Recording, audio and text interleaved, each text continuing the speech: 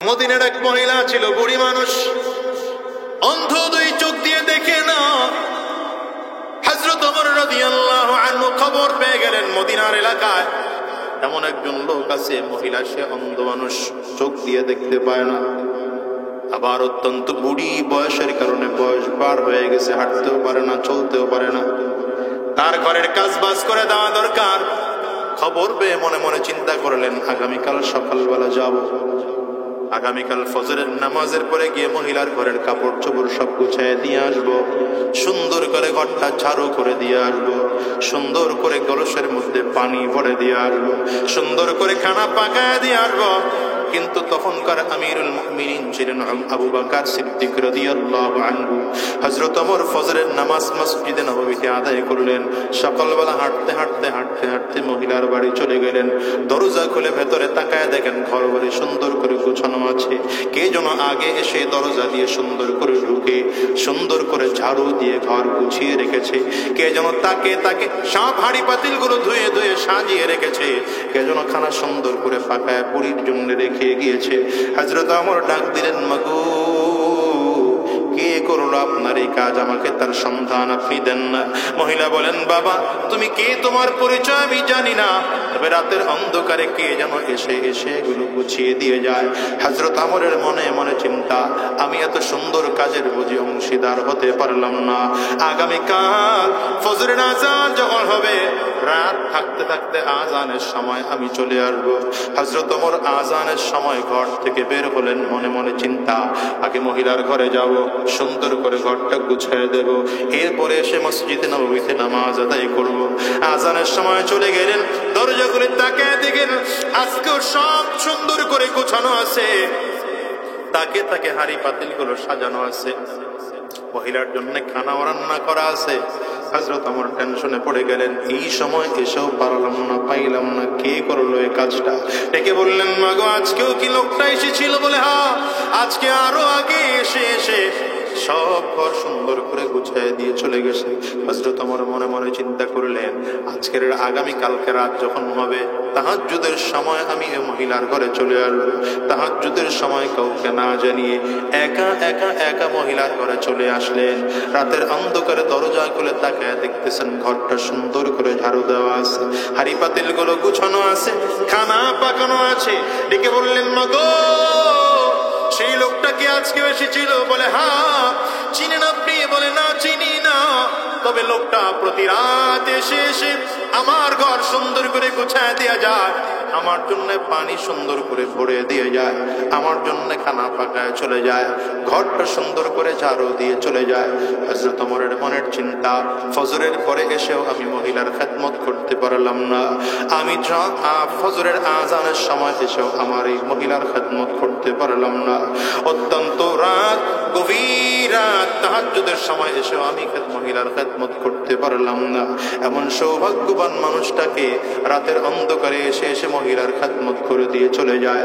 খুব অন্ধকার রাতে আসে, সেই মানুষটাকে খুঁজে বের করতে হবে। হযরত ওমর শের নামাজ মসজিদে নববীতে আদায় করে আজকে আর ঘরে যায় না। মহিলার বাড়ির কাছে গিয়া ঝোপের মধ্যে আড়ালে খুব চাপ খাপটি মেরে বসে আছে। কে ঘরের মধ্যে ঢুকে আমাকে দেখতে হবে। আস্তে আস্তে করে রাত হয়। হযরত ওমর রাস্তার দিকে বারবার বারবার করে তাকায়। হঠাৎ করে তাকিয়ে দেখেন কে যেন একজন আসতেছে, চাদর দিয়ে চেহারাটা ঢাকা আছে, আবার পায়ের মধ্যে জুতা টুকু পর্যন্ত নাই। খুব ধীরে ধীরে ধীরে ধীরে সামনের দিকে আগাইতেছেন। হযরত ওমর চিন্তা করতেছেন, লোকটাকে আমার দেখা লাগবে। একটু একটু করে সামনের দিকে আগাইলেন। হঠাৎ করে সামনে দাঁড়ায় ডাক দিলেন, কে হে তুমি? তোমার পরিচয় দাও। আহারে, আস্তে করে চেহারার কাপড় সরাইলেন। কাপড় সরাই হযরত ওমর যাকে দেখলেন, দেখে দু চোখ দিয়ে পানি ফেলে কান্না শুরু করেছেন। এই মানুষটার কেউ নয়, মদিনার গভর্নমেন্ট অফ মদিনার প্রেসিডেন্ট, খলিফাতুল মুসলিমিন, আমিরুল মুমিনিন, নবীর সাহাবী আবু বকর। হযরত ওমর আবু বকর সিদ্দিকের সামনে দাঁড়ায় গেছেন। ভাই, আপনি কি প্রতি রাতে এসে এসে মহিলার আপনি খানা পাকায় দিয়ে যান? আপনি কি এই বুড়ি মাযুর মহিলার খানা রান্না করে দিয়ে যান, ঘরটারে ঝাড়ু দিয়ে যান? হযরত আবু বকর বলেন, হ্যাঁ, আমি প্রতি রাতে আসি। হযরত ওমর কয় তাইলে জুতা খুলে কেন আসছে? পায়ের মধ্যে জুতা টুকু আপনার কেন নাই? বলে দেখো জুতা পরে যদি আসি তাইলে আমার আওয়াজের কারণে আশেপাশের মানুষগুলো টের পেয়ে যেতে পারে। আমি চাই না পাথরের জমিনের মধ্যে জুতা পরে হাঁটবো আর আমি এই মহিলার রাতের বেলা মাযুর মহিলার খেদমত করে চলে যাই, এটা যেন কেউ খবর না পায়। ওরে দুনিয়ার মানুষ জানো, খলিফাতুল মুসলিমিন আমিরুল মুমিনিন গভর্নমেন্ট অফ মদিনার প্রেসিডেন্ট হওয়ার পরও একটা মানুষ কত নমনীয় হতে পারে, অথচ তোমার আমার দেশের বড় বড় নেতারা খেদমত করবে তো দূরের কথা, মানুষের টাকা মাইরা খাইয়াই ঘুম পায় না। নবীজির আদর্শের পরিচয় দিতে গিয়ে আল্লাহ তাআলা বলেন ওয়া ইন্নাকা লাআলা খুলুকিন আযীম, পয়গম্বর আপনি মহান চরিত্রের অধিকারী, আপনার আখলাক গোটা পৃথিবীর মধ্যে মহান আখলাক। দুনিয়ার মুসলমান হিসাব করে তাকায় দেখো, রাহমাতুল লিল আলামিন সব দিক থেকে এত শ্রেষ্ঠ চরিত্রের মানুষ ছিলেন। সন্তান হিসেবে যদি তুলনা করা হয় আমার নবী শ্রেষ্ঠ আদর্শবান সন্তান, বাবা হিসেবে যদি তুলনা করা হয় রাহমাতুল লিল আলামিন শ্রেষ্ঠ আদর্শবান বাবা, নাতি হিসেবে যদি তুলনা করা হয় আমার নবী শ্রেষ্ঠ আদর্শবান নাতি, দাদা হিসেবে যদি তুলনা করা হয় আমার নবী শ্রেষ্ঠ আদর্শবান দাদা, নানা হিসেবে যদি তুলনা করা হয় আমার নবী শ্রেষ্ঠ আদর্শবান নানা, জামাই হিসেবে যদি তুলনা করা হয় আমার নবী শ্রেষ্ঠ আদর্শবান জামাই, শ্বশুর হিসেবে যদি তুলনা করা হয় আমার নবী শ্রেষ্ঠ আদর্শবান শ্বশুর, স্বামী হিসেবে যদি তুলনা করা হয় আমার নবী শ্রেষ্ঠ আদর্শবান স্বামী, নেতা হিসেবে যদি তুলনা করা হয় রাহমাতুল লিল আলামিন শ্রেষ্ঠ আদর্শবান নেতা। শুধু তাই নয়, প্রেসিডেন্ট হিসেবে যদি আমার নবীকে তুলনা করা হয় তবে আমি বলি গভর্নমেন্ট অফ মদিনার শ্রেষ্ঠ আদর্শবান প্রেসিডেন্ট আমার নবী। মক্কা থেকে হিজরত করে আমার নবী মদিনায় গিয়েছেন। মদিনায় যাওয়ার পরে ছোট্ট করে কিছু মানুষদেরকে লইয়া ইসলামী রাষ্ট্র আমার নবী কায়েম করলেন। এত চমৎকার রাষ্ট্র, যে রাষ্ট্রের মধ্যে খুন নাই, যে রাষ্ট্রের মধ্যে ধর্ষণ নাই, চিন্তাই নাই, গুম নাই, মারামারি নাই, কাটাকাটি নাই, হিংসা নাই, হাসাদ নাই, ফাসাদ নাই, মানুষ দরজা খোলা রেখে ঘুমায়, এদের মধ্যে কোনো সমস্যা নাই। রাহমাতুল লিল আলামিন জমিন থেকে বিদায় হলেন। আবু বকর সিদ্দিক রাদিয়াল্লাহু আনহু নবীজির ওই চেয়ারে বসে বসেই বিচার করতেন। আমার নবীজির ইমামতের মুসাল্লায় দাঁড়িয়েই নামাজ আদায় করাইতেন। আবু বকর সিদ্দিক রাদিয়াল্লাহু আনহু খলিফাতুল মুসলিমিন হলেন, আমিরুল মুমিনিন হলেন, গভর্নমেন্ট অফ মদিনার প্রেসিডেন্ট হয়ে গেলেন। হযরত আবু বকর ইন্তেকালের পর ওমর ফারুক রাদিয়াল্লাহু আনহু গভর্নমেন্ট অফ মদিনার প্রেসিডেন্ট হলেন। ধীরে ধীরে ধীরে ধীরে ইসলাম ছড়াতে শুরু করলো, মদিনার থেকে আরো বাহিরে চলে গেল, এমনকি 2.25 কোটি বর্গ মাইল ওই সময়কার দুনিয়ার অর্ধ দুনিয়া হযরত ওমর শাসনামলে চলে আসছে। কিন্তু শান্তি কত জানো? গোটা এলাকার মধ্যে মারামারি নাই, কাটাকাটি নাই, খুন নাই, ধর্ষণ নাই, চিন্তাই নেই। শুধু তাই নয়, রাতের অন্ধকারে কারো বাড়িতে চুরি হয় না, ডাকাতি হয় না, কিন্তু রাতের অন্ধকারে একটা জিনিস হয়, মদিনার গলি দিয়ে হাঁটলে হাঁটলে চোখের পানি ফেলে কান্নার আওয়াজ শোনা যায়। মানুষ গুনাহ করে ফেলেছে, গুনাহ থেকে তওবার জন্য কান্না করে। আবার রাতের আধারে এমনও দেখা যায় দরজার সামনে আটার বস্তা রেখে কে যেন চলে গিয়েছে, এমন মানুষও খুঁজে পাওয়া যায়। রাতের অন্ধকারে এমন মানুষও খুঁজে পাওয়া যায় অন্ধপুরীর ঘরে গিয়ে যেন কে ঘরটারে সুন্দর গুছায়া দিয়ে আসছে। রব্বে করিম বলেন ওয়া আম্মা মান খাফা মাকাম রাব্বিহি ওয়া নাহান নাফসা আনিল হাওয়া ফাইন্নাল জান্নাতা হিয়াল মাওয়া।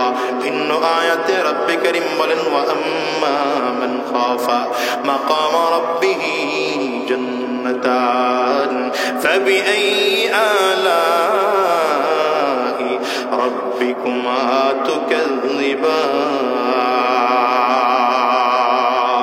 রব্বে কারীম বলেন শোনো, আমি আল্লাহর সামনে যে দাঁড়াইতে হবে, ভয় কলিজার মধ্যে ঢুকাও। বলেন তো আল্লাহর সামনে দাঁড়াইতে হবে কি হবে না? চিল্লায় জোরে বলেন, জোরে বলেন, জোরে বলেন। আল্লাহর সামনে দাঁড়াইতে হবে।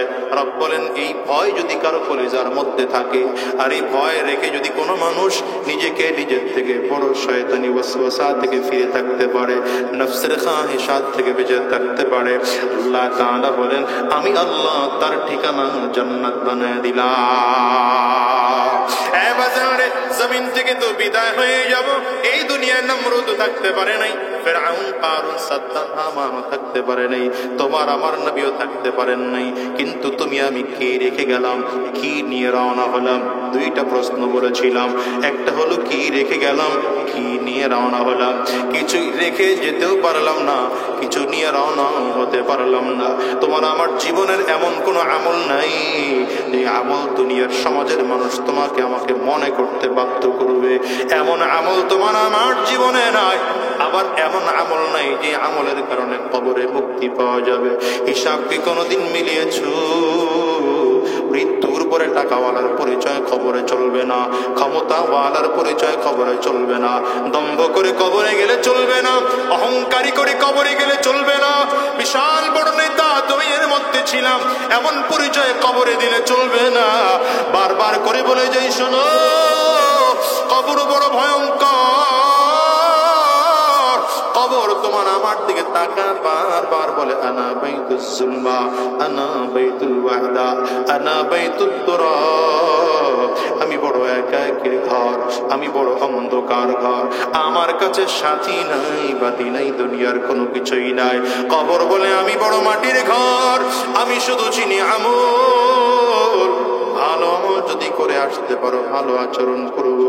কবর করে যদি ভালো আমল করে আসতে না পারো, আমি দুই দিকের মাটিগুলো একত্রিত হইয়া গুনাহগারের লাশটাকে এত জোরে চাপ মারবো, এক পাজরের হাড্ডি কিন্তু আরেক পাজরের মধ্যে নিয়ে পৌঁছাইয়ে দেব। এই দুনিয়ার মানুষ জানো, নবী আলাইহিস সালামের জীবনে কোনো গুনাহ ছিল না। নবুয়তির আগেও গুনাহ ছিল না, পরেও গুনাহ ছিল না। এরপরে আমার নবী কাঁদছেন না কাঁদেন নাই? জোরে বলে। আমার নবীর কত কান্না, চোখের পানিগুলো ফেলে ফেলে আমার নবী কেঁদেছেন। উহুদ পাহাড়ের কিনারায় গিয়ে আমার নবী কান্না করেছেন। জবলে আবু কুবাইসে দাঁড়ায় নবী কান্না করেছেন। সাফা পাহাড়ের পাদদেশে বসে আমার নবী কান্না করেছেন। বাইতুল্লাহর দিকে তাকায় তাকায় আমার নবী চোখের পানি ফেলে কান্না করেছেন। এমনকি নামাজে দাঁড়ায় দাঁড়ায় আমার নবী কান্না করে। আম্মা জান বলেন, নবী আমার যখন নামাজের মধ্যে দাঁড়াইতো, এত লম্বা নামাজ মনে হয় যেন পা ফুলে যায়, নবীজির চোখ দিয়ে টপ টপ করে পানিগুলো জমিনের মধ্যে পড়তো।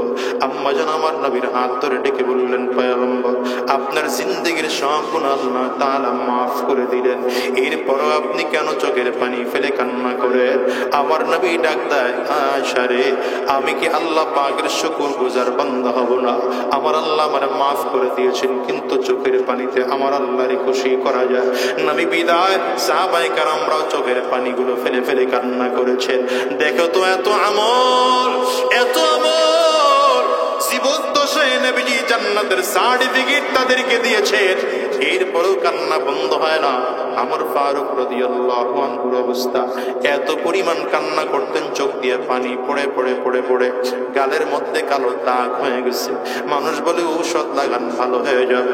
হযরত ওমর বলেন, আমিও জানি ঔষধ লাগাইলে ভালো হবে, কিন্তু লাগাবো না, কারণ কিয়ামতের ময়দানে যখন আল্লাহ পাকের সামনে দাঁড়াবো, আমার মালিক যদি ডাকে, ওমর কি নিয়ে আমার দরবারে আসছো?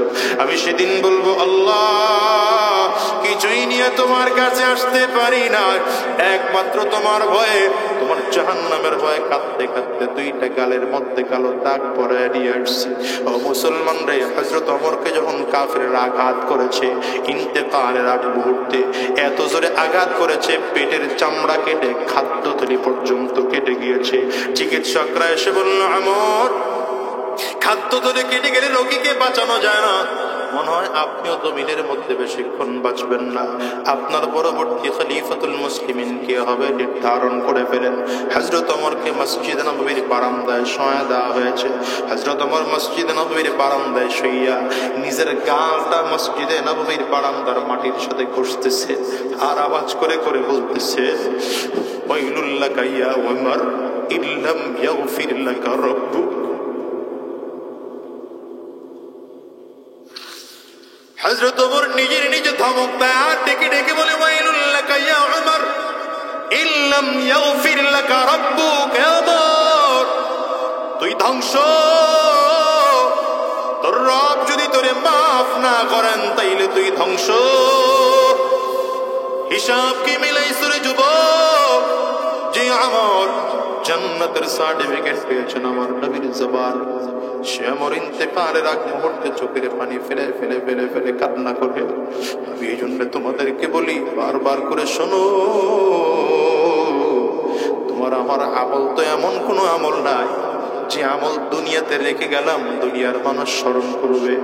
এমনকি জমিন থেকে বিদায় হওয়ার পরেও এমন কোন আমল তোমার আমার জীবনে নাই যে আমল তোমার আমার আমলের কারণে কবরের আযাব থেকে মুক্তি পাওয়া যাবে, জাহান্নামের আযাব থেকে মুক্তি পাওয়া যাবে। নবী আমার বলেন ইদা মাতাল ইনসান ইনকাতা আনহু আমালু, মানুষ যখন জমিন থেকে বিদায় হয়ে যায় জীবনে আর কোনো কাজ করার সুযোগ থাকে না, কোনো আমল করার সুযোগ তার আর থাকে না, নেক আমল করারও সুযোগ থাকে না, বদ আমল করারও সুযোগ থাকে না। কবরে গিয়ে যদি মনে হয় এখন সাজদা দেব, কোনো লাভ হবে না। কবরে গিয়ে যদি মনে হয় এখন বড় নেকের কাজ করব, কোনো লাভ হবে না।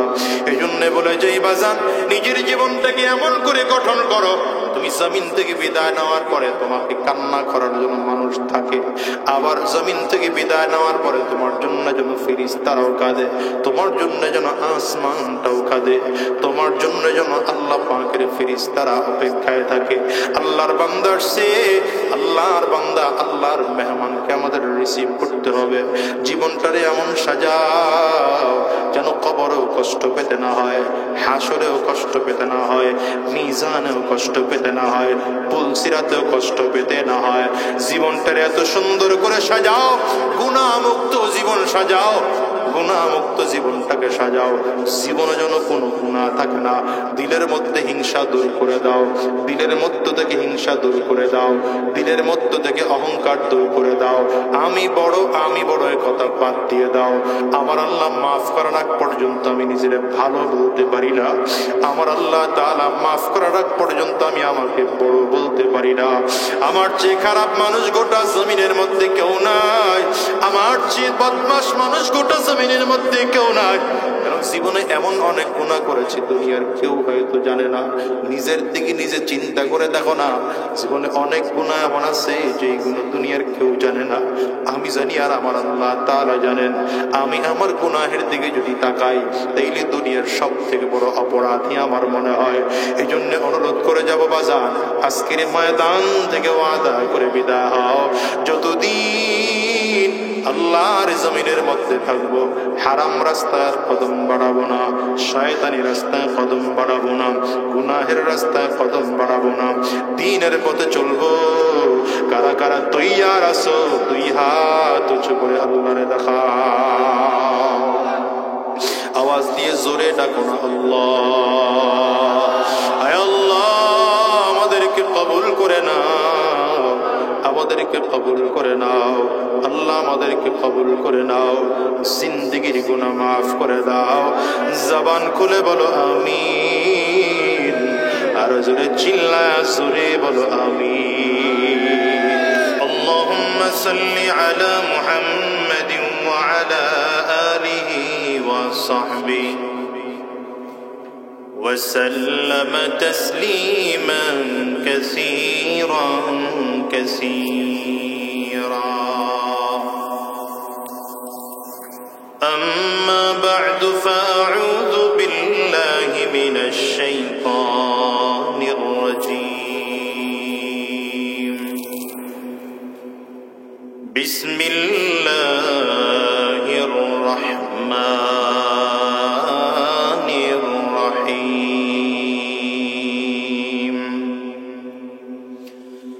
لقد كان لكم في رسول الله أسوة حسنة. وقال تعالى وإنك لعلى خلق عظيم.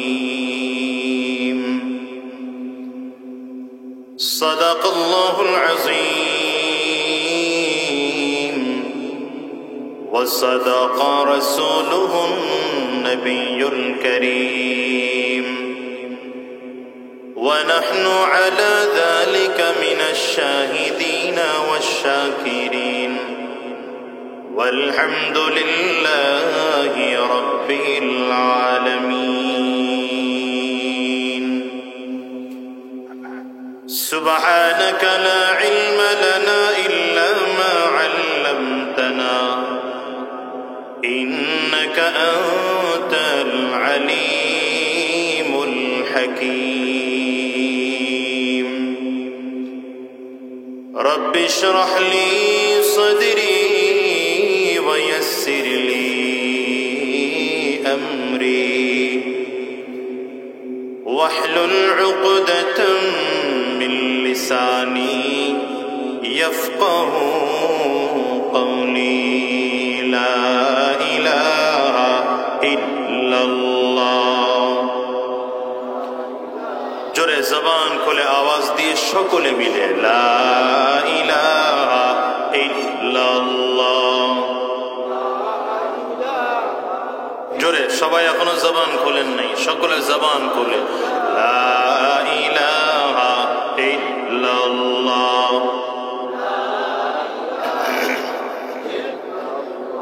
লা ইলাহা ইল্লাল্লাহ লা ইলাহা ইল্লাল্লাহ লা ইলাহা ইল্লাল্লাহ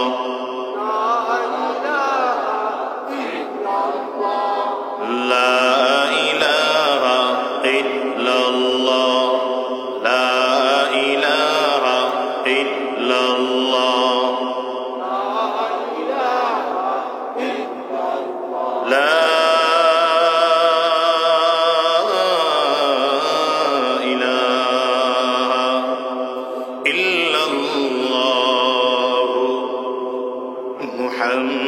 মুহাম্মাদুর রাসূলুল্লাহ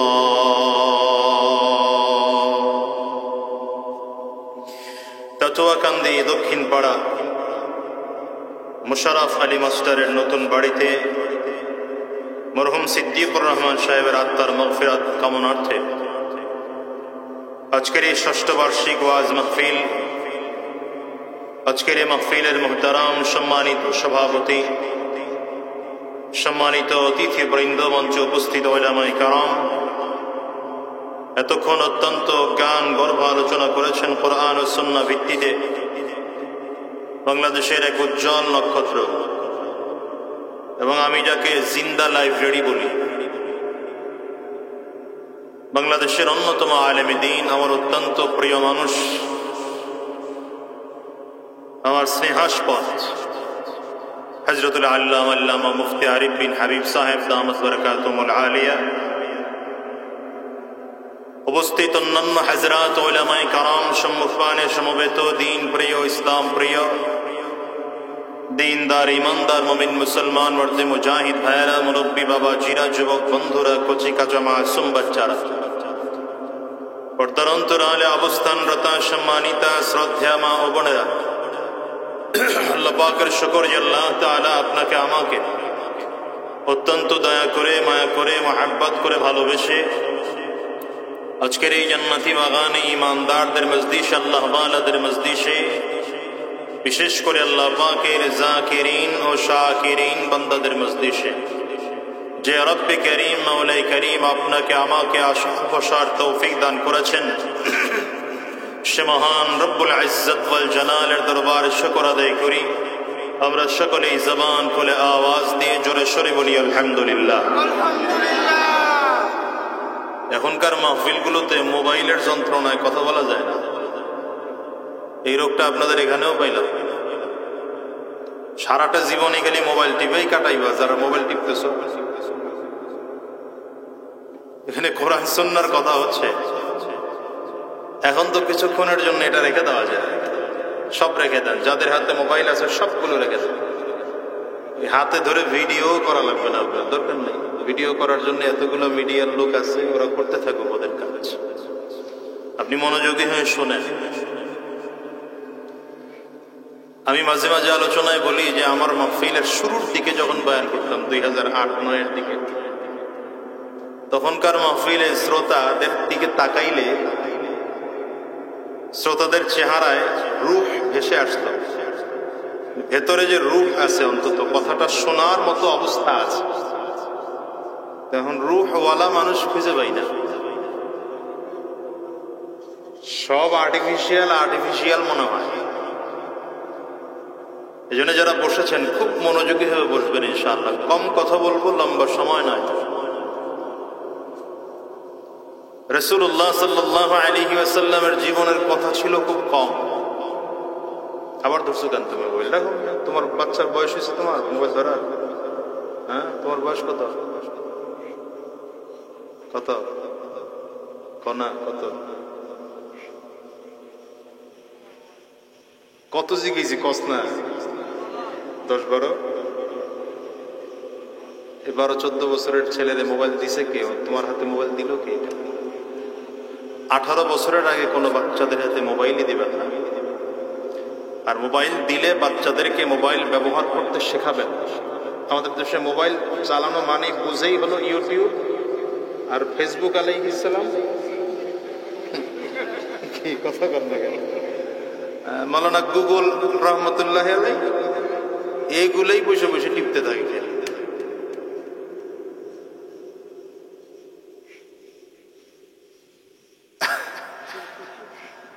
আপনার প্রযুক্তি আপডেট হয়েছে, তার মানে এই না যে আমাকে এটা দিয়ে খারাপ কিছু রাস্তায় হাঁটতে হবে। আরে ভাই, কোনো ভালো কিছু করা যায় না? আমি যে আস্তে আস্তে আপনাদের এখানে অন্তত 5-7টা হাদিস আমি আপনাদের এখানে আস্তে আস্তে পড়ছি। এখন আমার কি গুনাহ হয়েছে না সওয়াব হয়েছে বলেন? আমি এই যে দেখাই আপনাদেরকে, ওই মোবাইল অথবা খুব একটা ভালো বুঝিও না। এটা কি আমার উপকার হয়েছে না ক্ষতি হয়েছে বলেন? আপনারা যারা শুধু এটার মধ্যেই থাকেন, 24টা ঘন্টা এটার মধ্যে, সারাক্ষণ এটার মধ্যেই ব্যস্ত, যে দেখাবো করে আর কি যে কি কি বললাম। এই যে এখানে হুজুররা যারা আছে দেখতেছে, এই সার্চ দিতে দিতে আইসি আর এক একটা আমার দিছে আর পড়ছে। তো আমার কি গুনাহ হয়েছে? মোবাইল তো ভালো রাস্তায় চালানো যায়, কি কথা বোঝেন নাই? আপনি চাইলে এটা দিয়ে একটা অস্ত্র, পিস্তল, পিস্তলের কোনো দোষ না? পিস্তল যে চালায়, চালানোর কারণে পিস্তল দোষ হয়, ঠিক না? পিস্তল যদি, বন্দুক যদি অপরাধীর হাতে থাকে তো সেটা দিয়ে অপরাধ হয়, কিন্তু পিস্তল বা বন্দুক যদি, গুলি যদি আইন শৃঙ্খলা রক্ষা বাহিনীর হাতে থাকে সেটা দিয়ে অপরাধ দমন হয়। যদিও আমাদের দেশের আইন শৃঙ্খলা রক্ষা বাহিনীর চরিত্রটা এখন ভিন্ন হয়ে গেছে, কথা হয় না কেন? এরা লাইসেন্স প্রাপ্ত অপরাধী হয়ে গেছে। এদের আচরণই মনে হয় এরা লাইসেন্স প্রাপ্ত চোর আর ডাকাত আর গুন্ডা আর সুদখোর আর ঘুষখোর হয়েছে, ঠিক কিনা বলে? না, আমাদের চরিত্রের অবক্ষয়, চরিত্রের অধপতন। আপনারা বসে পড়েন, বসে পড়েন, দাঁড়াই দিয়ে গেলাম। কতক্ষণ দাঁড়ায় থাকবেন? আমি তো অন্তত 1 ঘন্টা কতক্ষণ বলেন। আর আপনার এই ফ্যান সেট করে তো বিপদে ফেলাইছে।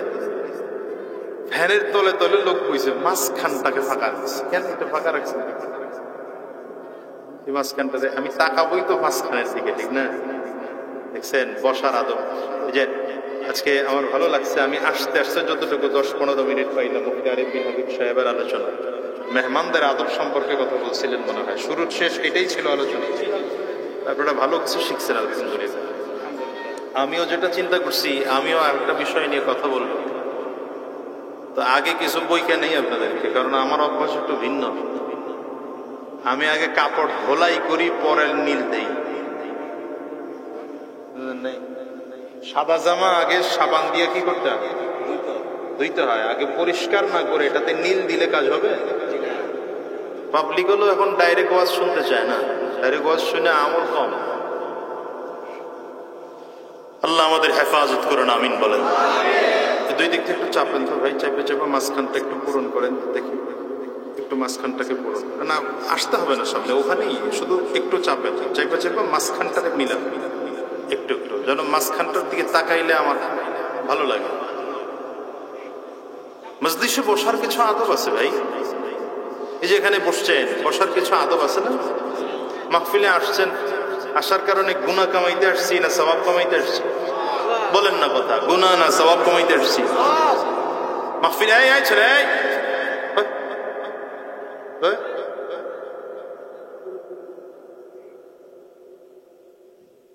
সামনে, এটা সামনে,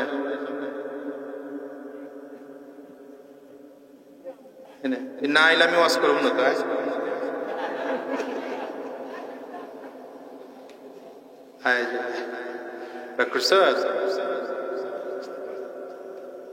মাশাআল্লাহ, এই তো তবর মতো যুবকের লাগে আমি ওয়াজ করি, এই মুরব্বী করে ওয়াজ শোনাই নাকি? আবার এগুলোর মধ্যে এমনি মরণের ভয় ঢুকছে, নামাজ এমনি পড়ে, দিনের রাস্তায় এমনি চলে, কি বাবা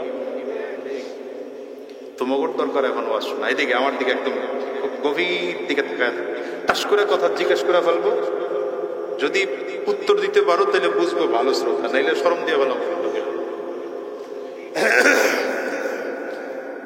মাহফিলে যে আসলাম, আমার এক উস্তাদ বলতেন যে নিয়ত বেশি করবেন তো সওয়াবও বেশি, কারণ রাসূল আরবি বলেন ইন্নামাল আমালু, সহিহ বুখারীর বর্ণনা, একদম শুরুর হাদিসটাই এটা। নবী বলেন ইন্নামাল আমালু বিন্নিয়াত, প্রত্যেকটা আমলের ফলাফল নির্ভর করে কিসের উপরে? আমি মাহফিলে আসার সময় যদি নিয়ত বেশি হয় তাহলে সওয়াবও বেশি হবে। যেন মাহফিলে আসার সময় 1 নম্বর নিয়ত করবেন যে ওই মজলিসে যাচ্ছি কিছুক্ষণ গুনাহ মুক্ত সময় কাটানোর জন্য। বলেন 1 নম্বর নিয়ত কি? দেখছেন কথা কয় না সবাই। মাহফিলে আসার 1 নম্বর নিয়ত কি হবে? গুনাহ মুক্ত সময় কাটানোর জন্য এখানে আসলাম। কারণ এখানে যারা আছি আলহামদুলিল্লাহ আমাদের মধ্যে গুনাহ হওয়ার সম্ভাবনা তুলনামূলক কম, ঠিক না ঠিক? কারণ আলহামদুলিল্লাহ এখানে বসে কেউ মিথ্যা বলে না, এখানে বসে কেউ চুরির চিন্তা করছে না, এখানে বসে কেউ দুনিয়াবি বাজে চিন্তা করতেছে না, গুনাহ হওয়ার সম্ভাবনা কম। 1 নম্বর নিয়ত এটা। যে কোনো মাহফিলে যাবেন 1 নম্বর নিয়ত এটা। 2 নম্বর নিয়ত করবেন মাহফিলে যাচ্ছি উলামায়ে কেরাম আসবেন, নবীর ওয়ারিস আসবেন। নবী বলেন ইন্নাল উলামা ওয়ারাসাতুল আম্বিয়া, উলামায়ে কেরাম নবীদের ওয়ারিস, নবীদের উত্তরসূরি। তো উত্তরসূরিরা সাধারণত সম্পদ পায়, আমরা উলামায়ে কেরাম নবীর সম্পদ পাইছি। নবী বলেন না ওয়া ইন্নাহুম লাম ইউওয়ারিসুনা দিনার ওয়ালা দিরহামা ইন্নাহুম ইউওয়ারিসুল ইলমা। আল্লাহর নবী বলেন উলামায়ে কেরাম যে আমার উত্তরসূরি, তারা যে আমার ওয়ারিস, আমার সম্পদের মালিক না, তাদের জন্য আমি সম্পদ রেখে যাই না, বরঞ্চ তারা আমার আল্লাহর কোরআনের ইলমের সম্পদ পেয়েছে। এই জন্য আমরা নবীর ইলমের অধিকারী উলামায়ে কেরাম। 2 নম্বর এই চিন্তা করে আসবেন যে উলামায়ে কেরামদের চেহারার দিকে তাকাইতে যাইতেছি। উলামায়ে কেরাম নবীদের ওয়ারিস, নবীর ওয়ারিসের চেহারার দিকে তাকাইলাম। 3 নম্বর, মজলিসে অনেক মানুষ থাকবে, দিনদার থাকবে, ইমানদার থাকবে, সেখানে 2-4 জন আল্লাহ ওয়ালাও থাকবেন। কিছুক্ষণ সময় আল্লাহ ওয়ালাদের সাথে কাটানোর জন্য মাহফিলে যেতে। বুঝেন নাই কথা? কয়টা গেল? দেখছেন কথা পায় না, কয়টা গেল? 4 নম্বর, মাহফিলে আসার সময় নিয়ত করে আসবেন কিছু শিখতে যাচ্ছি, কিছু শিখতে যাচ্ছি। এখন মাহফিলে তো শিখা হয় না, কারণ হলো আমরা বক্তারাও কি কই আমরাও বুঝি না, ঘন্টা 2 ওয়াজ করা জায়গা, আপনারাও বুঝেন না কি ওয়াজ শুনছেন, আপনারাও বুঝেন না। অনেক বুঝার নিয়তে আসবেন, কিছু শিখার নিয়তে আসবেন। 5 নম্বর, শিখে বাকি জিন্দেগি সে অনুযায়ী করার জন্যে মাহফিলে আসবেন। 5 নিয়ত করলে সওয়াব 5 ধরনের হবে। এটা হলো মাহফিলে আসার সময়ের নিয়ত। বসার মধ্যে কিছু আদব আছে। মাহফিলে যখন বসবেন সাবধান, আপনার বসার কারণে যেন কারো কষ্ট না হয়, আপনার বসার কারণে যেন কারো কষ্ট না হয়। 2 নম্বর, মাহফিলে বসছেন এত মনোযোগী হয়ে বসবেন যিনি আলোচনা করছেন তার কথাগুলো দিলের কান লাগায়, শুধু চামড়ার কান না, দিলের কান লাগায় শুনবার জন্য বসবেন। 3 নম্বর, যিনি আলোচনা করবেন তার চেহারার দিকে তাকিয়ে কথা শুনবেন। কথা শুনবেন কোন দিকে তাকায়? নিচের দিকে তাকায় না। যাই নিয়ে আলোচনা করতেছেন তার চেহারার দিকে তাকায়। 4 নম্বর একটা কাজ, এটা শিখায় দিয়ে যাই, ওখানে বসে বসে আলোচকের জন্য দোয়া করবেন, আল্লাহ এমন কথা আলোচকের জবান থেকে বের করে দাও যেটা জাতির হিদায়াতের উদ্দেশ্য হয়, যেটা জাতির জন্য কি হয়, হিদায়াত হয়। এই জাতীয় কথা আলোচকের জবান থেকে বের করে দাও, এই নিয়ত করে বসেন। এখনকার মাহফিলগুলোতে আসলে সব এলোমেলো হয়ে গেছে। আমি মাঝে মাঝে আলোচনায় বলি, 2-4 আলোচক, 2-4 শ্রোতা, 2-4টা মাহফিল কমিটি ছাড়া অধিকাংশ জায়গায় ভেজাল। আমরা বক্তারাও নিয়ত করে আসি, যা বলি আর না বলি যাওয়ার সময় একটা বান্ডিল ঠান্ডিল পামও নিয়ে যাবো। আমাদের অধিকাংশ নিয়ত, 2-4 আছে মাশাআল্লাহ ভালো। আপনারা শ্রোতা যারা, আপনাদের নিয়ত দিল গিয়ে দেই হুজুরের সুর কেমন, কথা সুর দিলে কয় ওয়াজ জমছে, সুর না দিলে কয় আজকে হুজুর ওয়াজ জমাইতে পারে না। কি কথা বলেন না কেন? মাহফিল কমিটির নিয়ত হলো অধিকাংশ জায়গায় অবস্থা মাহফিল উপলক্ষে একটা কালেকশন হবে। আজকে দেখলাম হয়তো কোনো এক ব্যক্তির একক বা পরিবারের পারিবারিক ভাবে আয়োজন, ভালো আলহামদুলিল্লাহ। এই জন্য বলবো, আমি আমার নিয়ত পরিবর্তন করি, আপনি আপনার নিয়ত পরিবর্তন করেন, মাহফিল কমিটি তার নিয়ত পরিবর্তন করুক। আমরা প্রত্যেকে এখানে হিদায়াতের কথা শুনবার জন্যে, হিদায়াতওয়ালা হওয়ার জন্যে, দিনদার হওয়ার জন্য বসেছি। তৈয়ার ইনশাআল্লাহ? কারা কারা তৈয়ার? 2 হাত উঁচু করে আল্লাহরে দেখান। আল্লাহ কবুল করেন, বলেন আমিন। হয়নি আওয়াজ, জোরে বলেন আমিন। আরো জোরে চিল্লায় বলেন আমিন। এবার মনোযোগী হয়েছে তো, কথা শুরু করা যায়? তৈয়ার আছেন তো ইনশাআল্লাহ? আল্লাহ কবুল করুন, জোরে চিল্লায় আবার বলেন আমিন। দেখেন দুনিয়ার হালাত হলো এমন, আমাদের থেকে প্রতিটা দিন, প্রতিটা মুহূর্ত, প্রতিটা মিনিট, প্রতিটা সেকেন্ড একটু একটু করে করে করে করে আমাদের জায়গা থেকে চলে যাচ্ছে। যেমন আমরা গত 2-3 মাস আগে অপেক্ষায় ছিলাম রমজান আসবে, রমজান চলে এসেছে, রমজান বিদায় হয়ে গেছে। রমজান শুরু হলো 1, 2, 3 করে করে, যখন রমজান চলতেছিল আমরা অপেক্ষায় ছিলাম ঈদ আসবে। ঈদুল ফিতর এসে ঈদুল ফিতরও চলে গেল। অপেক্ষায় ছিলাম 2 মাস 10 দিন পরে আসবে ঈদুল আজহা। ঈদুল আজহা চলে এসছে, ঈদুল আজহা চলেও গেছে। বাহ্যিক দৃষ্টিতে আমরা শুধু দেখি এটা যে দিন আসতেছে, দিন যাচ্ছে, কিন্তু বাস্তবতা হলো এই, আপনার আমার হায়াত প্রতিদিন প্রতিটা মুহূর্ত কমতেছে। এটা হলো বাস্তবতা। কারণ আপনি আমি যতই হায়াতকে গণতে থাকি শুধু যে আমার 20 বছর হইতেছে, 25 বছর হইতেছে, 30 বছর হইতেছে, হায়াত বাড়তেছে না, বরঞ্চ হায়াত কমতেছে। বলেন তো, হায়াত বাড়ে না হায়াত কমে? হায়াত কমে, হায়াত বাড়ে না, হায়াত কমতে থাকে। যে হায়াত আপনি আমি নিয়ে এসেছিলাম, ওই হায়াত থেকে কোনোদিন বাড়বে না, হায়াত কমতে থাকবে। যদিও দেখা যাচ্ছে না, বাহ্যিক দৃষ্টিতে দেখা যায় না, চোখ দিয়ে দেখা যায় না হায়াত কম। অর্থাৎ বিশাল বরফের টুকরা এনে রেখে দিলেন, বরফের টুকরাটা ফোটায় ফোটায় ফোটায় ফোটায় পানি পড়ে। আপনি 1 ঘন্টা পরে যদি গিয়ে দেখেন যে বরফের টুকরা, মনে হয় না যেমনটা তেমনই মনে হয়, বড় বরফের টুকরা। 2 ঘন্টা পরেও দেখলে মনে হবে না যে কিছু কমছে। 10-12 ঘন্টা পরে গিয়ে দেখবেন বিশাল বরফের টুকরা অর্ধেক হয়ে গেছে। আরো 10 ঘন্টা পরে গিয়ে দেখবেন বরফের অস্তিত্বই নাই, কিছু পানি পড়ে আছে। কি কথা বলেন না কেন? हकीकत से तो दुनिया बेखबर है, हकीकत से तो दुनिया बेखबर है, दुनिया की नुमाइश पर नजर है, हकीकत से तो दुनिया बेखबर है, दुनिया की नुमाइश पर नजर है। বরফের টুকরা যেমন বিশাল বরফের টুকরাকে রেখে দেওয়ার পরে ফোটায় ফোটায় ফোটায় ফোটায় পানি জমিনের মধ্যে পড়ে পড়ে বিশাল বরফের টুকরাটা একটা সময় অস্তিত্ব বিলীন করে দেয়। আপনি আর আমি দুনিয়ার মধ্যে যত লম্বা হায়াত নিয়ে আসি না কেন, কারো 20 বছর, কারো 30, কারো 40, কারো 50, কারো 60, 70, 80 বছর, 100 বছর, হয়তো কেউ 100-150 বছর হায়াত নিয়ে এসেছি। প্রতিদিন করে করে করে করে চলে যাচ্ছে। জীবন থেকে যে মিনিটটা চলে গেল, এই মিনিট কোনোদিন ফিরে পাওয়া যাবে না। জীবন থেকে যে ঘন্টা চলে গেল, এই ঘন্টা কোনোদিন ফিরিয়ে পাওয়া যাবে না। জীবন থেকে যেই দিনটা চলে গেল, সেই দিন কোনোদিন ফেরত পাওয়া যাবে না। জীবন থেকে যেই সপ্তাহ চলে গেল, ওই সপ্তাহ কোনোদিন ফেরত নিয়ে আসা যাবে না। জীবন থেকে যেই মাস চলে গেল, মাস কোনোদিন ফেরত নেওয়া যাবে না। জীবন থেকে যেই বছর চলে গেল, সেই বছর কোনোদিন ফেরত নেওয়া যাবে না। জীবন থেকে যেই যুগটা চলে গেল, সেই যুগ কোনোদিন ফেরত নেওয়া যাবে না।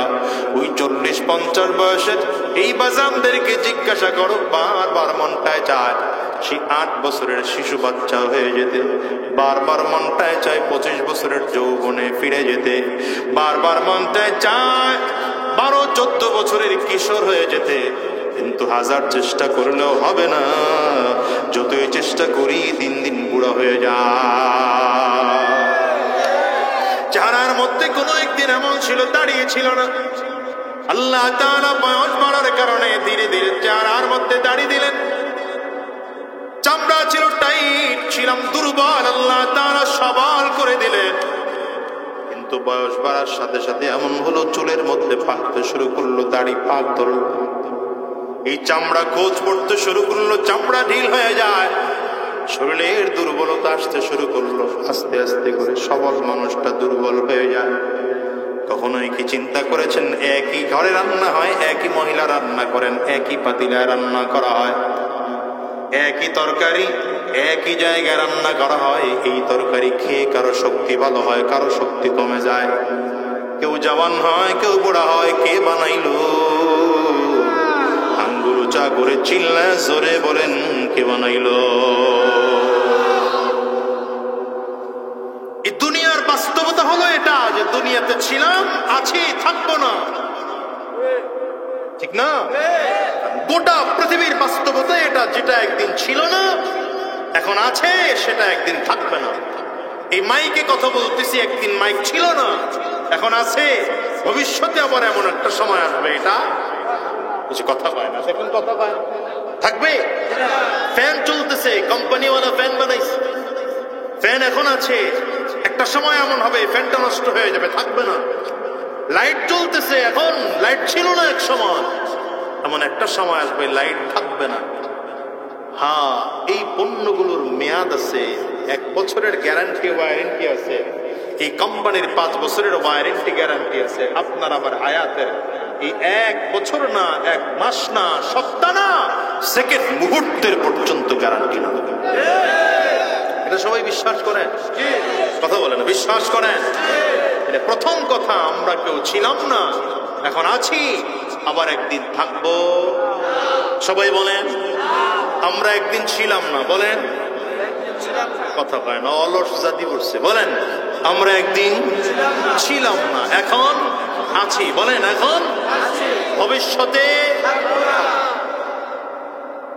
কেউ থাকতে পারে নাই। ফেরাউন থাকতে পারে নাই, নমরুদ পারে নাই, কারুন পারে নাই, সাদ্দাত পারে নাই, হামান পারে নাই, আবু জাহাল পারে নাই, আবু লাহাব পারে নাই, উতবা, শায়বা, উবাই, উমাইয়া, কেউ থাকতে পারে নাই।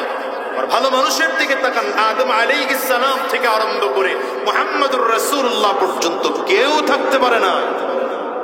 ভালো মানুষটাও চলে গেছে, খারাপরাও চলে গেছে, সুন্দরও চলে গেছে, কালোটাও চলে গেছে, ধনীও চলে গেছে, গরিবও চলে গেছে, ক্ষমতাওয়ানও চলে গেছে, রাস্তার ফকিরও চলে গেছে। বুঝার বিষয় হচ্ছে, যাব তো। প্রথম কথা কি নিয়ে যাব, দ্বিতীয় কথা কি রেখে যাব। বুঝেন নাই কথা? নিয়ে যাব কি, আর দ্বিতীয় কথা রেখে যাব কি। কারণ আপনি আমি মৃত্যুর পরে আপনার আমার স্মরণ করার লোক থাকবে না। এই যে বাড়িটা, এই যে বাড়িটা যিনি করছেন, তিনি যদি কিছুদিন পরে মারা যান, হয়তো তার সন্তান মালিক হবে। সন্তান মারা গেলে আছে বাড়ির মালিক না? হ্যাঁ পড়েন সভাপতি সাহেব কই? এখানে পড়েন সভাপতি সাহেব, হ্যাঁ পড়েন সভাপতি সাহেব চলেন। তো তিনি ইন্তেকাল করলে মালিক কে হবে? সন্তান। সন্তান মালিক। সন্তান যখন ইন্তেকাল করবে মালিক কে? নাতি। নাতি ইন্তেকালের পরে মালিক ওই নাতির সন্তান। 2-4 পুরুষের পরে এখনকার ঘরের মালিক যিনি, তার নামটাও কেউ জানবে না। ঠিক না বেটি? এই ঘর যে আব্দুর রহমান করছিল, আব্দুল গফফার করছিল, এই স্মরণও রাখবে না কেউ। হ্যাঁ, তবে আবার এমন কিছু কাজ আছে যেই কাজ করলে বছরকে বছরের পরেও মানুষ কথা স্মরণ করে। কথা পায় না? আদম আলাইহিস সালাম জমিন থেকে চলে গেছেন বহু আগে, মানুষ স্মরণ এখনো করে না? করে না? মুসা আলাইহিস সালাম আল্লাহর পয়গম্বর চলে গেছেন বহু আগে, এখনো মানুষ স্মরণ করে না? করে না? আমার ওই ভাইয়ের মোবাইলের কথাটা শেষ হোক, এরপরে আমি কথা শেষ হয়েছে ভাই? না রাগই নাই, আমি খুশি আছি। কথা কয় পয়গম্বর ঈসা আলাইহিস সালাম চলে গেছেন হাজার হাজার হাজার বছর আগে, তো মানুষ এখনো স্মরণ করে। আমার নবী চলে গেছেন 1450 বছর আগে, এখনো আমার নবীকে মানুষ স্মরণ করে না? করে? খেয়াল করে দেখেন, এই কথা বুঝেন, কথা বুঝেন। হ্যাঁ, এই ভালো মানুষদেরকেও স্মরণ করে, আবার আবু জাহালরেও স্মরণ করে, আবু লাহাবকেও স্মরণ করে, উতবাকেও স্মরণ করে, সাহেবারেও স্মরণ করে, ফেরাউনরেও স্মরণ করে, নমরুদরেও স্মরণ করে। করে না? তাহলে প্রথম কথা হলো মানুষকে মানুষ স্মরণ করে কাজের জন্য, এটা হলো প্রথম কথা। কথা পয়েন্ট বুঝেন। যদি কারো কাজ না থাকে তাকে স্মরণ করে না। এই যে কয়জন মানুষের নাম আমরা জানি, গোটা পৃথিবীতে কি এই কয়জন মানুষ ছিল না আরো ছিল? এমন হাজার লক্ষ কোটি মানুষ জমিন থেকে বিদায় হয়েছেন যাদের নাম জানি না, যাদের কথা কেউ উল্লেখ করে না, যারা আলোচনার মধ্যেই নাই। আলোচনায় থাকার জন্য কিছু কাজ করে যাওয়া দরকার। এখন বলবেন সেই কাজগুলো কি ভালো কাজ করব না খারাপ কাজ করব? ভালো কাজ করলেও আলোচনায় থাকা যাবে, খারাপ কাজ করলেও আলোচনায় থাকা যাবে। ভালো কাজ করে গেলে মানুষ মহাব্বত নিয়ে স্মরণ রাখবে, আর খারাপ কাজ করে গেলে মানুষ স্মরণ করবে কিন্তু ঘৃণার সাথে স্মরণ করবে, অবহেলার সাথে স্মরণ করবে। যতবার স্মরণ করবে লানত দিয়ে স্মরণ করবে। ফেরাউনের নাম নেয়, কারুনের নাম নেয়, সাদ্দাদের নাম নেয়, হামানের নাম নেয়, আবু জাহালের নাম নেয়, নেই কি না? খুব মোহাব্বত করে নেয়, হ্যাঁ, ভালোবাসা দিয়ে নাম নেয়। বরঞ্চ যে জানে না সেও কয় ঠাড়া ভুরু। না, যদি আমার নবীর নাম নেওয়া হয়, বলেন না, বলেন না, বলেন না, বলেন এই খেয়াল করে দেখেন, আমি আপনাদের এই মজলিসে যদি বলি মুহাম্মদ, দেখছেন দেখছেন বলা লাগলো না? এমনি আপনারা বলা শুরু করছেন সাল্লাল্লাহু আলাইহি ওয়াসাল্লাম। বলেন, সবাই বলেন সাল্লাল্লাহু আলাইহি ওয়াসাল্লাম। কারণ নবীজির নাম যেই মজলিসে নেওয়া হয় সেই মজলিসে দুরূদ পড়া ওয়াজিব হয়ে যায়। সবাই বলেন মুহাম্মদ সাল্লাল্লাহু আলাইহি ওয়াসাল্লাম, ঠিক না? আর যদি নাম নেই আবু জাহাল, কি বলবেন? কি বলবেন? যদি বলি আবু লাহাব, কি বলবেন? নাউযুবিল্লাহ। আচ্ছা, এটা না বুঝে বলছেন। আর যে বলবে, যে বুঝে সে বলবে লাআনাতুল্লাহ, আর যে কিছু বুঝে না সে বলবে ঠাড়া করুন। কথা কয় না?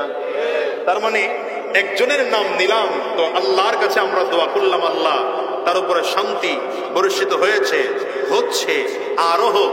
আরেকটার নাম নিলাম তো বললাম আল্লাহ ওর উপরে গজব করুক। কারণ কি? কর্মের কারণে। একজনের কর্ম ছিল ভালো, একজনের কর্ম ছিল খারাপ। মুহাম্মদুর রাসূলুল্লাহ সাল্লাল্লাহু আলাইহি ওয়াসাল্লামের কাজ, মুহাম্মদুর রাসূলুল্লাহ সাল্লাল্লাহু আলাইহি ওয়াসাল্লামের আখলাক, মুহাম্মদুর রাসূলুল্লাহ সাল্লাল্লাহু আলাইহি ওয়াসাল্লামের সিরাত, মুহাম্মদুর রাসূলুল্লাহ সাল্লাল্লাহু আলাইহি ওয়াসাল্লামের পারিবারিক জীবন, রাষ্ট্রীয় জীবন, সিরাত, সুরত, লিবাস, পোশাক, আচার, ব্যবহার, কথা, বার্তা, লেন দেন, কাজ, কর্ম সব এত চমৎকার ছিল, কিয়ামত পর্যন্ত মানুষ আমার নবীর কথা মুহাব্বত সহকারে, ভালোবাসা সহকারে, আন্তরিকতার সাথে, হৃদ্যতার সাথে, শত ভক্তি নিয়ে আমার নবীর নাম স্মরণ করে। কিন্তু আবু জাহালের নাম, আবু লাহাবের নাম, উতবার নাম, শায়বার নাম, কাফিরদের নাম, ফিরআউনের নাম, নমরুদের নাম, কারুনের নাম দুনিয়ার মানুষ স্মরণ করলেও ঘৃণার সাথে স্মরণ করে। ঠিক না, ঠিক না, ঠিক না?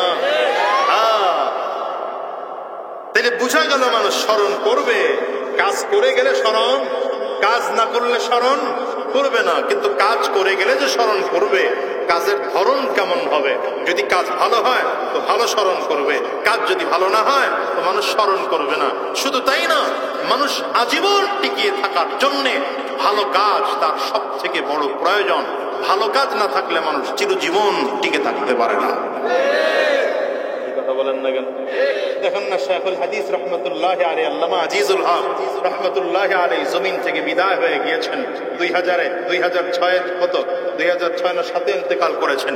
কিন্তু হযরত ইন্তেকালের পরে এখনো তার সন্তানরা এই জমিনের দিন তারই গড়ে যাওয়া মেহনতের উপরে চলতেছে। চরমনের মরহুম আল্লাহর কুতুব সৈয়দ ফজলুল করিম রহমতুল্লাহ আলাইহি চলে গেছেন 2006। তো তিনি চলে গেছেন ঠিকই, তার রেখে যাওয়া কাজগুলো তার সন্তানরা আঞ্জাম দিয়ে যাচ্ছে। ঠিক না? তাহলে বোঝা গেল কাজ দরকার, কিন্তু গোটা দুনিয়াতে কিয়ামত পর্যন্ত মানুষের দোয়া, ভালোবাসা, মুহাব্বত পাওয়ার জন্য কাজ করতে হবে। খারাপ কাজ না ভালো কাজ? এটাই বুঝাইতে চাই।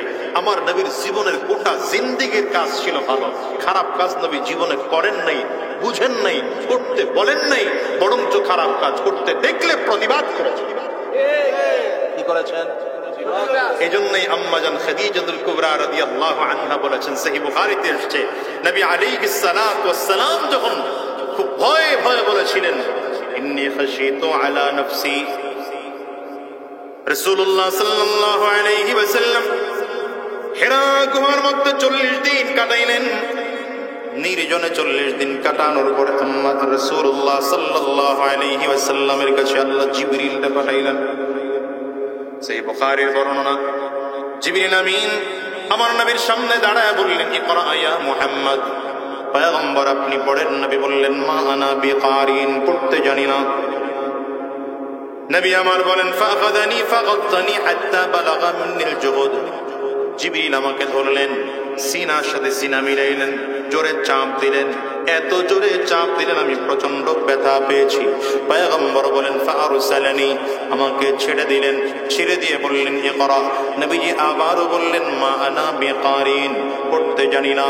পয়গম্বর আরবি বলেন, জিবরিল আমাকে আবারও ধরলেন, ফাগাত্তানি সানিয়া, আমাকে দ্বিতীয়বারের মতো ধরে আবারও চাপ দিলেন, আবারও ছেড়ে দিলেন, আবারও বললেন পড়েন। নবীজি আবারও বললেন, মা আনা বিকারিন, পড়তে জানি না। জিবরিল আমিন আবারও আমার নবীকে ধরলেন। পয়গম্বর বলেন, ফাগাত্তানি সালিসা, আমাকে তৃতীয়বার সিনার সাথে সিনা মিলাইয়া চাপ দিলেন, এবার আবার ছেড়ে দিলেন। ছেড়ে দিয়ে বললেন, ইকরা বিসমি রাব্বিকাল্লাযী খালাক।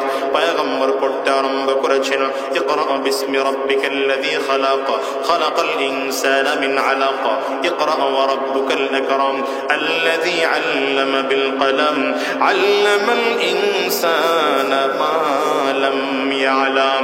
হিসাব মিলে দেখো, যেই নবী আমার জিবরিল আমিনকে সরাসরি দেখেছেন, আমার নবীর কাছে জিবরিল আমিন আসছেন, একবার করে করে 3 বার চাপ দিলেন। চাপ দিয়ে ছেড়ে দিয়ে যখন আমার নবীকে বললেন পড়েন, সেই প্রভুর নামে পড়েন যে প্রভু আপনাকে সৃষ্টি করেছেন। নবীজি পড়া আরম্ভ করলেন। কিতাবে লেখে, আমার নবী জীবনের সর্বপ্রথম জিবরিল আমিনকে সশরীরে নিজস্ব আকৃতিতে প্রথম তিনি জিবরিল আমিনকে আমার নবী দেখেছেন। দেখার কারণে আমার নবীর শরীরের মধ্যে জ্বর চলে আসলো। বাসায় চলে আসলেন, আম্মাজান খাদিজা রাদিয়াল্লাহু আনহাকে বললেন, জাম্মিলুনি, আমাকে চাদর দিয়ে ঢেকে দাও, জাম্মিলুনি, আমাকে চাদর দিয়ে ঢেকে দাও। আম্মাজান খাদিজা চাদর দিয়ে আমার নবীকে ঢেকে দিলেন। এবার আমার নবীর দিকে তাকায় দেখেন, নবী জ্বরের কারণে থরথর থরথর করে কাঁপতেছেন। নবী আমার আম্মাজান খাদিজার দিকে তাকায় ডেকে বলেন, ইন্নী খাশিতু আলা নাফসি, আমার বড় ভয় হয়, মনে হয় আমি জমিন থেকে বিদায় হয়ে যাব। আম্মাজান বলেন, না না, কাল্লা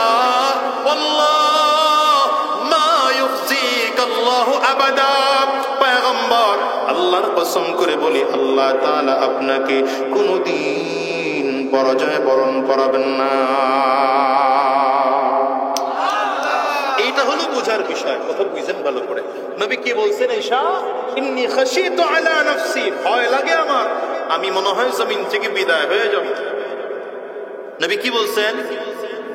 আরে বুঝতেছেন না মনে হয় কথা, হা করে তাকাই দিয়েছেন তিনি। নবী কি বলছেন? আমার ভয় লাগে, মনে হয় আমি জমিন থেকে।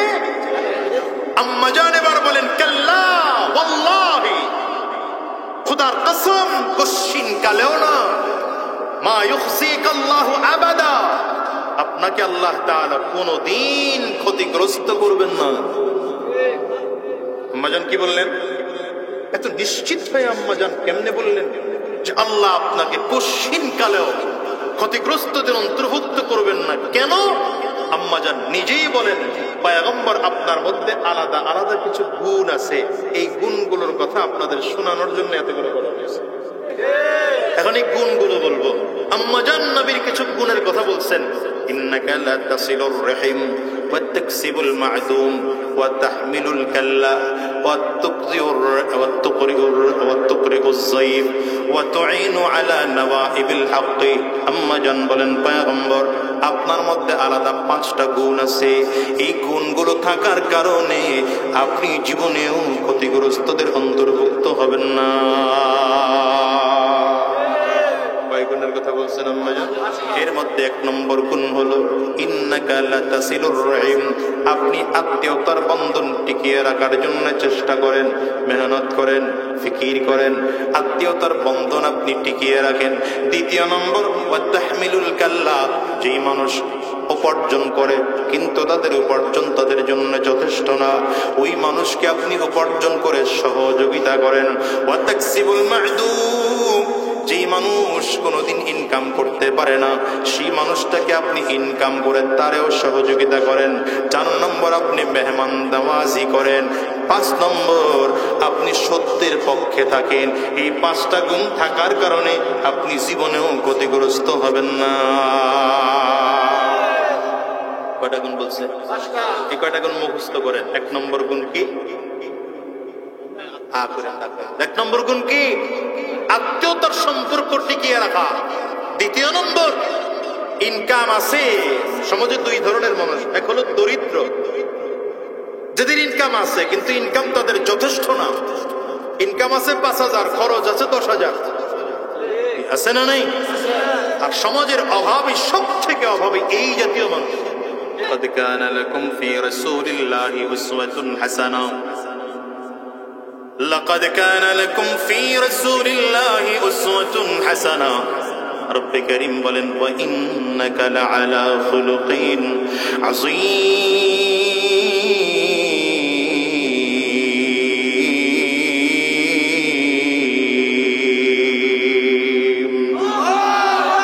এজন্য আমি খুতবার মধ্যে আয়াতে কারিমা তিলাওয়াত করেছি। রব করিম বলেন, গোটা দুনিয়ার মানুষদের লক্ষ্য করে আল্লাহ তাআলা বলেন, তোমাদের জন্য রয়েছে নবীজির মধ্যে গ্রহণ করার মতো উত্তম আদর্শ।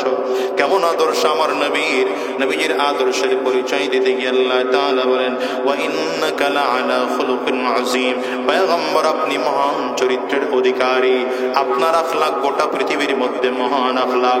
দুনিয়ার মুসলমান হিসাব করে তাকায় দেখো, রাহমাতুল লিল আলামিন সব দিক থেকে এত শ্রেষ্ঠ চরিত্রের মানুষ ছিলেন। সন্তান হিসেবে যদি তুলনা করা হয়, আমার নবী শ্রেষ্ঠ আদর্শবান সন্তান। বাবা হিসেবে যদি তুলনা করা হয়, রাহমাতুল লিল আলামিন শ্রেষ্ঠ আদর্শবান বাবা। নাতি হিসেবে যদি তুলনা করা হয়, আমার নবী শ্রেষ্ঠ আদর্শবান নাতি। দাদা হিসেবে যদি তুলনা করা হয়, আমার নবী শ্রেষ্ঠ আদর্শবান দাদা। নানা হিসেবে যদি তুলনা করা হয়, আমার নবী শ্রেষ্ঠ আদর্শবান নানা। জামাই হিসেবে যদি তুলনা করা হয়, আমার নবী শ্রেষ্ঠ আদর্শবান জামাই। শ্বশুর হিসেবে যদি তুলনা করা হয়, আমার নবী শ্রেষ্ঠ আদর্শবান শ্বশুর। স্বামী হিসেবে যদি তুলনা করা হয়, আমার নবী শ্রেষ্ঠ আদর্শবান স্বামী। নেতা হিসেবে যদি তুলনা করা হয়, রাহমাতুল লিল আলামিন শ্রেষ্ঠ আদর্শবান নেতা। শুধু তাই নয়, প্রেসিডেন্ট হিসেবে যদি আমার নবীকে তুলনা করা হয়, তবে আমি বলি গভর্নমেন্ট অফ মদিনার শ্রেষ্ঠ আদর্শবান প্রেসিডেন্ট আমার নবী। মক্কা থেকে হিজরত করে আমার নবী মদিনায় গিয়েছেন। মদিনায় যাওয়ার পরে ছোট্ট করে কিছু মানুষদেরকে লইয়া ইসলামী রাষ্ট্র আমার নবী কায়েম করলেন। এত চমৎকার রাষ্ট্র, যে রাষ্ট্রের মধ্যে খুন নাই, যে রাষ্ট্রের মধ্যে ধর্ষণ নাই, চিন্তাই নাই, ঘুম নাই, মারামারি নাই, কাটাকাটি নাই, হিংসা নাই, হাসাদ নাই, ফাসাদ নাই, মানুষ দরজা খোলা রেখে ঘুমায়, এদের মধ্যে কোনো সমস্যা নাই। আমার ভাইয়েরা, সময় অনেক লম্বা হয়ে গেছে। আমি কথা বুঝাতে চেয়েছিলাম দুইটা কথা। এক হলো দুনিয়ার থেকে বিদায় নেওয়ার পরে জমিনের জন্য কিছু রেখে যেতে হবে, আর আমার আপনার কবরে ভালো থাকার জন্য কিছু নিয়ে যেতে হবে। নিয়ে যাব কি? এই নামাজ, রোজা, হজ, যাকাত, ভালো আমল। আর রেখে যাব কি? মানুষের সমাজের সেবা। ওই যে সমাজের সেবার কথা বললাম, নবীজি 5টা কাজ করতেন। কয় কাজ? আমার নবী 1 নম্বর কাজ করতেন, আত্মীয়তার বন্ধন টিকিয়ে রাখতেন। 2 নম্বর, ইনকাম করতে পারে কিন্তু যথেষ্ট না, এদেরকে সহযোগিতা করতেন। আর একদল ইনকাম করতেই পারে না, তাদেরকে আমার নবী সহযোগিতা করতেন। 4 নম্বর, মেহমান নওয়াজি করতেন। 5 নম্বর, আমার নবী সত্যের উপরে অটল আর অবিচল থাকতেন।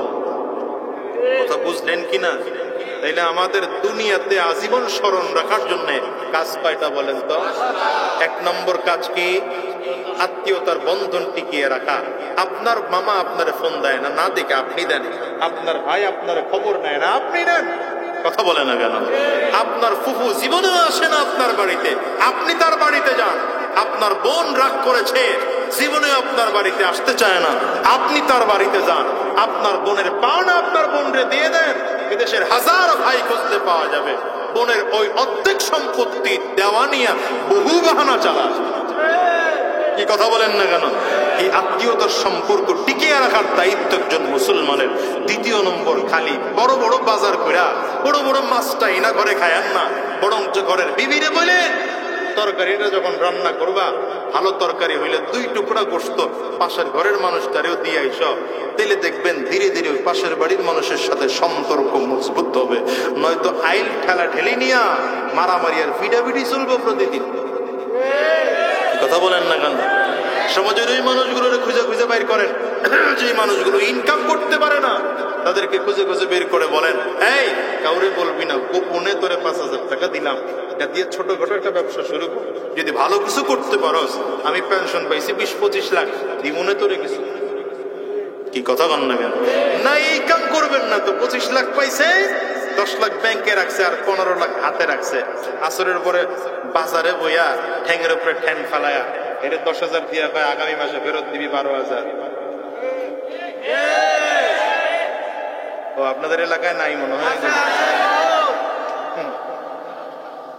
10,000 টাকা দিয়ে যে 12,000 ফেরত নিলেন, ব্যবসা কয় না সবাই? হুজুর একলাই গুলো ব্যবসা সুদ, আর আপনারা চুপচাপ করে বয়ে রয়েছেন। ব্যবসা এটা আবার জোরে বলেন, সুদটা হালাল না হারাম? ভালো করে গলায় চাপ লাগায় আরাম করেন না, হারাম কোন? আরো জোরে বলেন, হারাম থেকে বিরত থাকেন, হারাম থেকে বিরত থাকেন। আর 4 নম্বর, মেহমান নওয়াজি করেন। আমার ভাই বলে গেছেন মেহমানদারের ব্যাপারে, আমি ওই বিষয়ে আলোচনা করবো না, শুধু এতটুকুই বলবো, ঘরে মেহমান আসলে ভুরু কুচকাইবেন না। আমাদের দেশে তো বাপের বাড়ির আইলে তো তখন দুনিয়া মনে হয় বাজারটা শুদ্ধ করে আনা যেত। মেহমান আসছে, সে তার নিজের রিজিক নিয়ে আসছে। কথা বুঝলেননি? আর সর্বশেষ কথা, প্রতিটা মুহূর্তে 24টা ঘন্টা সব সময় থাকবেন তো সত্যের উপরে থাকবেন, সত্য কথা বলবেন, সত্য পথে চলবেন, সত্য রাস্তায় চলবেন, সত্য ছাড়া মিথ্যার রাস্তায় চলবো না। তৈয়ার ইনশাআল্লাহ? দুনিয়ার মানুষ মনে রাখার জন্য 5 কাজ, আর আখিরাতের জন্য আমল। তৈয়ার? আল্লাহ আমাদের তৌফিক দান করুন, বলেন আমিন। আমি আর সময় লম্বা নিতে চাচ্ছি না, আপনাদের কষ্ট হচ্ছে, আমারও কষ্ট হচ্ছে। আল্লাহ আমাদের এই কথাগুলোর উপরে আমল করার তৌফিক দান করুন। যদি কোনো বেহুদা কথা হয়ে থাকে আল্লাহ তাআলা মাফ করুন। আল্লাহ এই দেশটাকে দ্বীন ও ইসলামের জন্য কবুল করে নিক। বিশেষ করে এই মুহূর্তে আল্লাহ তাআলা যেন একজন ইসলামিক সরকারের ব্যবস্থা করে দেয়। অন্তত আগামীর দিনে আমরা কোন জালিমকে ক্ষমতায় দেখতে চাই না ইনশাআল্লাহ। আল্লাহ উলামায়ে কেরামদেরকে এক ও ন্যাক হওয়ার তৌফিক দান করুন, বলেন আমিন। কথাবার্তা আছে আপনারা নাম কি ভাই কজন আপনার? আচ্ছা, মাহমুদুল হাসান কে? আচ্ছা আচ্ছা, এই যে জনাব মোহাম্মদ আব্দুল কাইয়ুম সাহেব, বিশিষ্ট ব্যবসায়ী, কুয়েত থাকে। আচ্ছা, আমার ভাই। এবং আপনারা কয় ভাই? টোটাল 7 ভাই। মুফতি মাহমুদুল হাসান সাহেব আছেন একজন, এক ভাই ইন্তেকাল করছেন। আমরা এই ভাইদের জন্য দোয়া করি। আব্বা আম্মা আছেন? ও আব্বা নাই, আম্মা আছেন। আল্লাহ, আম্মা অসুস্থ, আল্লাহ তাআলা সুস্থতা দান করুন এবং আব্বার কবরটা জান্নাতের টুকরা করে দিন। বোন আছে আপনাদের? 4 বোন আছেন। আল্লাহ তাআলা এই পুরো পরিবারটাকে দিনদার হিসেবে কবুল করুন, আমিন। আজকের এই মাহফিলে আমরা যারা এসেছি, আল্লাহ তাআলা প্রত্যেককে কবুল করে নিন। সবাই দুরূদ শরীফ পড়ুন। আল্লাহুম্মা সাল্লি আলা মুহাম্মাদ, আল্লাহুম্মা বারিক আলা মুহাম্মাদ ওয়া আলা আলি ইব্রাহিম ইন্নাকা হামিদুম। আলহামদুলিল্লাহি রাব্বিল আলামিন, والصلاة والسلام على سيد الأنبياء والمرسلين. ربنا ظلمنا أنفسنا وإن لم تغفر لنا وترحمنا لنكونن من الخاسرين. ربنا لا تزغ قلوبنا بعد إذ هديتنا وهب لنا من لدنك رحمة إنك أنت الوهاب. رب ارحمهما كما ربياني صغيرا. رب ارحمهما كما ربياني صغيرا.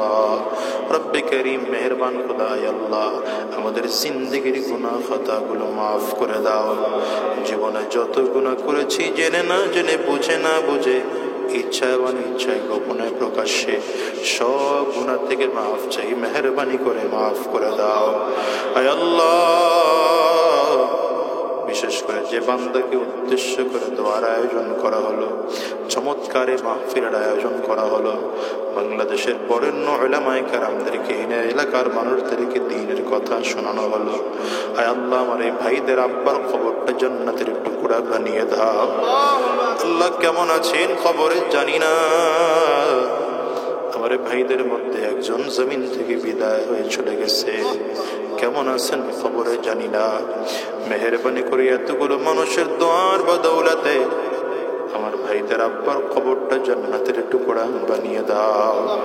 ওনাদের আম্মা জানের হায়াতে বরকত দান করো, সুস্থতার নিয়ামত দান করো। প্রত্যেকজন ভাইকে মিলে মিশে চলার তৌফিক দিয়ে দাও। ভাই ভাইদের মধ্যে মিল মোহাব্বত তৈরি করে দাও।